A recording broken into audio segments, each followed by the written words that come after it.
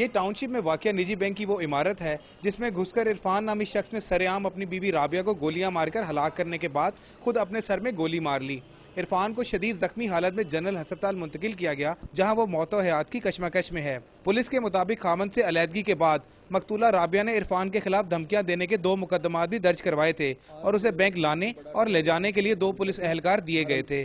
ان کو خاتون کو سیکیورٹی دینے کے لیے جو ہے لوکل پولیس نے تھانہ ستو قتلہ میں ڈی ایس پی صاحب جو ہیں انہوں نے 2 کانسٹیبل جو ہیں ان کو جب وہ یہ بینک سے جاتی تھیں اس وقت یہ کال کرتی تھی تو ان کو دیتے تھے، جب بینک سے واپس آتی تھی تو اس وقت ان کو دیتے تھے for the escort and security. مقتولہ رابعہ کے لواحقین نے بینک سے باہر آتے ہوئے شدید غم و غصے کا اظہار کیا اور میڈیا ٹیم پر حملہ کرنے کی کوشش کی اور واقعے کی تفصیلات بتانے سے بھی انکار کر دیا۔